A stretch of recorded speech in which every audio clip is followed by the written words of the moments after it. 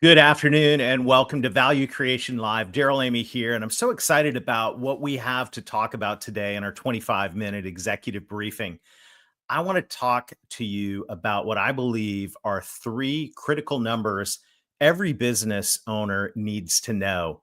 And the most important of those numbers is the value of your business, and why value is the most important number that you need to know for your business. This is especially true as we're sitting here at the end of the year, looking forward over the fence into 2025, making plans for the new year. Why value is the most important metric for your business. And we're going to suggest two other metrics that I believe are really critical to making sure you can maximize the value of your business in the new year. My name is Daryl Amy. I'm the creator of Value Creation Engines. I'm a certified value guide, as well as a certified exit planning advisor. And I'm excited to have this conversation today. You know, every company goes on a journey. I call this the journey towards leading or managing to value. Earlier this year, I was speaking at to a group of business owners in Atlanta, and I was on my way to the hotel. I was actually on the phone with a EOS implementer. We're having a great conversation, and what happened during that conversation, I was lost. So I pulled over just to finish the conversation, and where I happened to pull over, I was parked and was looking straight into the lobby of the office for Microsoft in Atlanta. And as I looked into that lobby and I was finishing that conversation, I realized every single Fortune 500 company that I've ever visited, when you walk in their lobby, what's on the wall, what's right there. And if it was in the old days, they actually wrote it on a board. Of course, today it's displayed live. What's on the wall of the lobby of every Fortune 500 company is the stock price, the value of the company right there for everybody to see. Employees walk in the door, they know what their purpose is to maximize the value of the company. But I think we all go on a journey as business owners, and this is what I call the journey towards value. Of course, when you're a startup, hey, look, it's cash flow. It's what can we do to keep the lights on around here? It's payroll. How are we going to make it happen? At some point, though, we grow and the business begins to become more stable. And as a small business, we begin to manage towards revenue and profit. And we begin to look at how are we growing revenue and what are we doing to maximize our EBITDA? Well, if you looked at the Fortune 500 company at the bottom, of course, that company is managing to enterprise value. But what ends up happening is a lot of mid-market companies get stuck at managing to revenue and EBITDA. And what will eventually happen is that founder or that owner will get ready to sell and they'll recognize, oh, you know what? We need to understand the value of this company. So they'll bring in someone to do a market valuation or a fair market valuation on their business. And they'll begin to realize, oh my goodness, we need to increase the value of this company if I'm going to get out of it what I need to get out of it for my lifestyle. What could it look like, though, if as companies we made this jump proactively, not right before it became time to consider options for selling some or all of the company? But what if we made this, what if we made our mid-market companies the type of companies that actually manage towards value?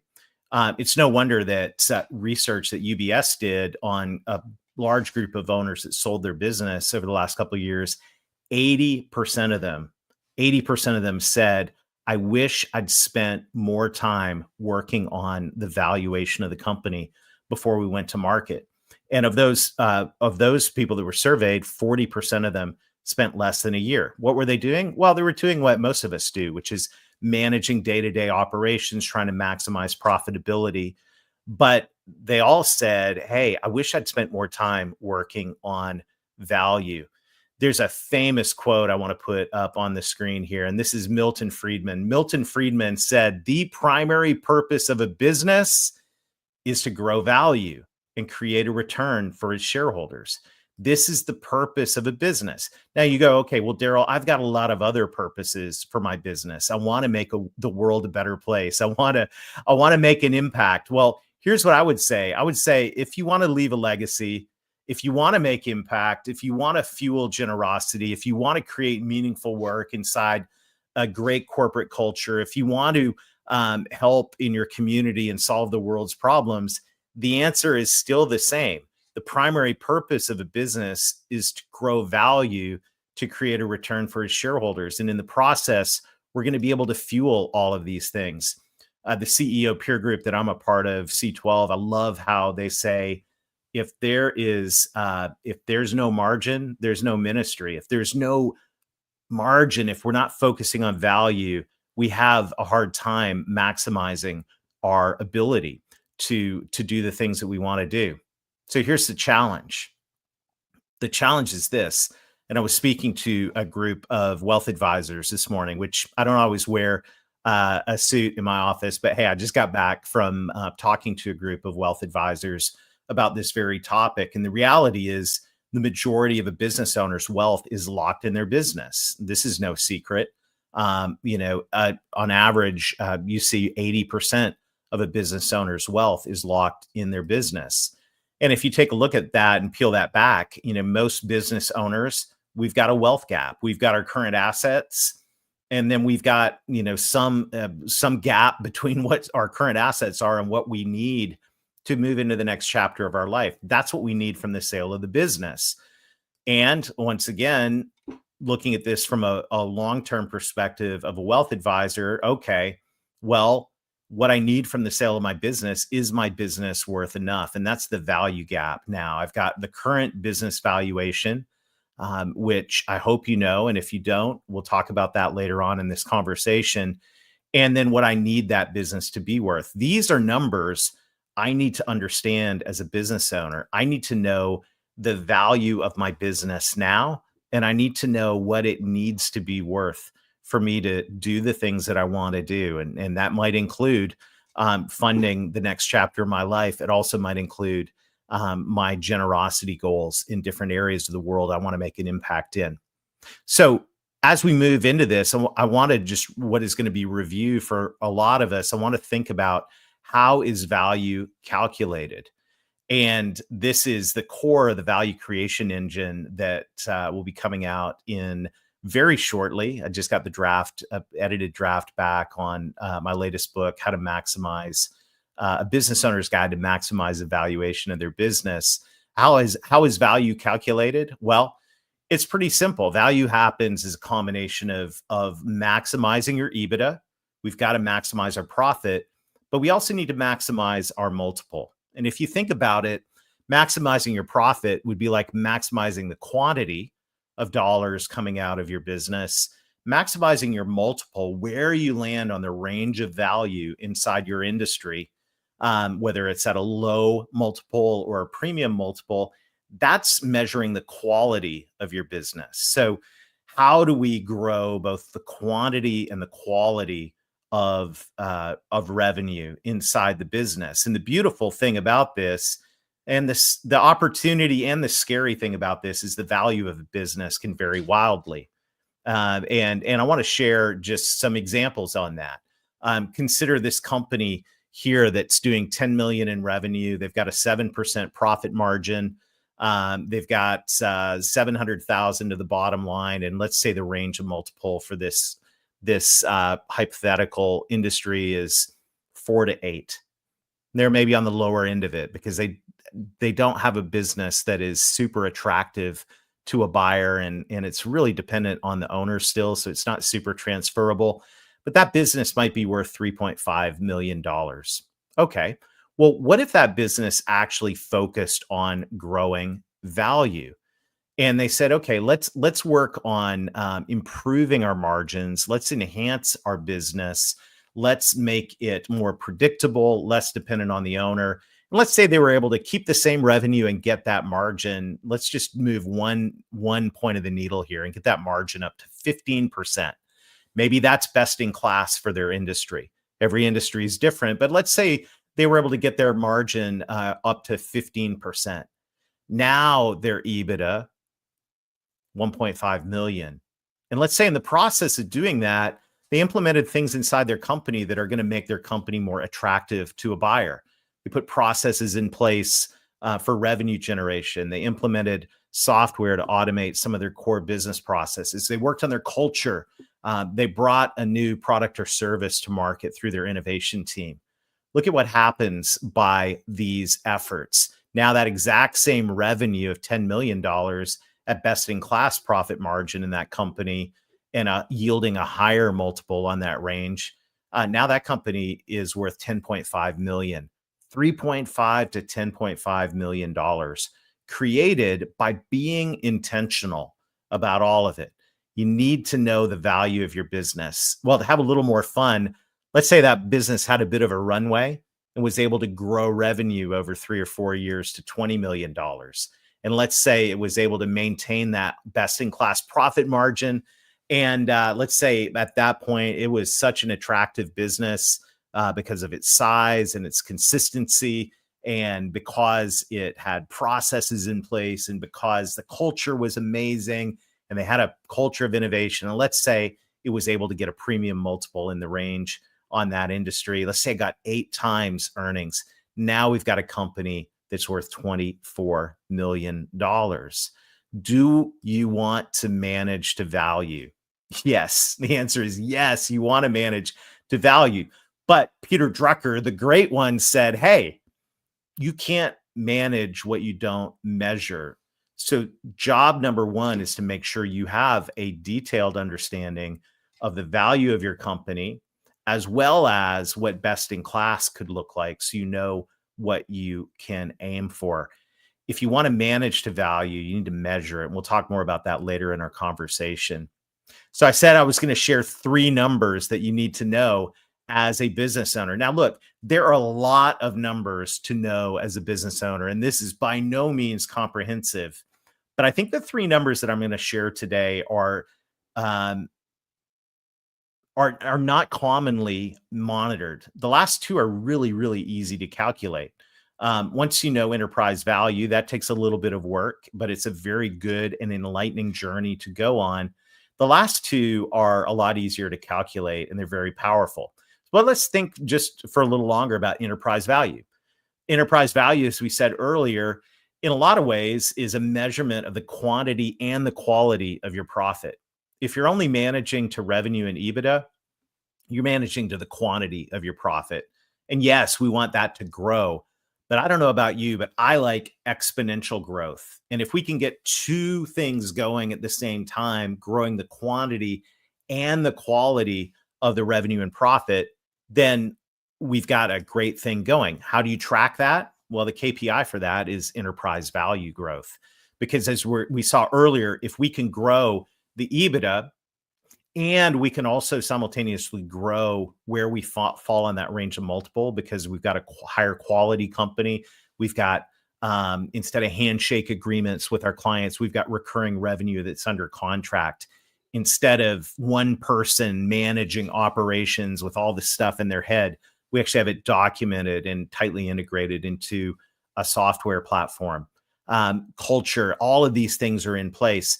This measures the quantity and quality of your business. And if you have one takeaway from our conversation today for 2025, make 2025 the year where you begin to measure and manage towards enterprise value. It'll be a game changer in your business. There are 2 other metrics that I want to talk about that get overlooked, that are easy, low-hanging fruit to calculate. You don't need a slide rule to do this one. You can get to this number really quickly. And they're also drivers of value inside a business. So the first one is revenue per customer. Revenue per customer.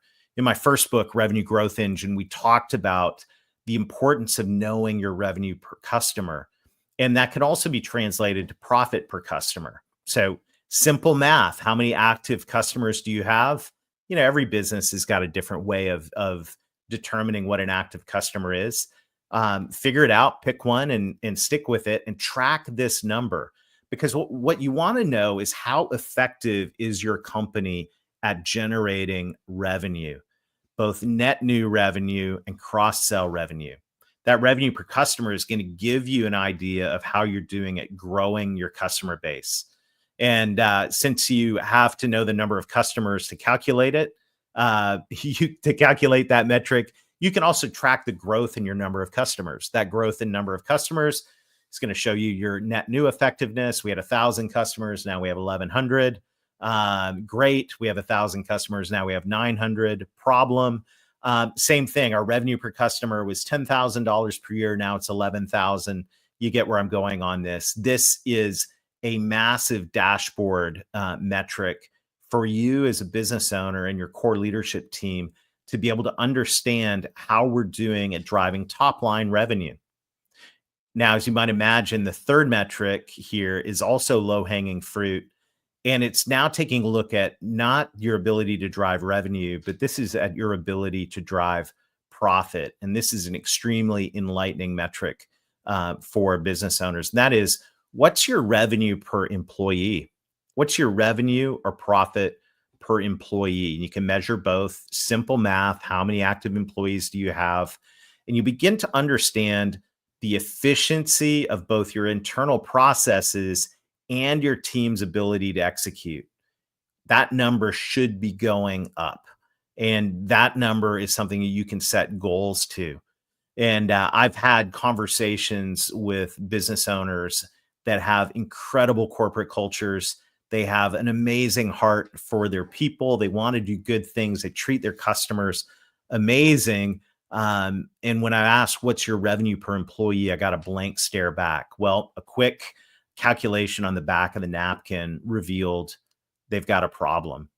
Companies, you can Google this, a revenue per employee in top Fortune 500 companies.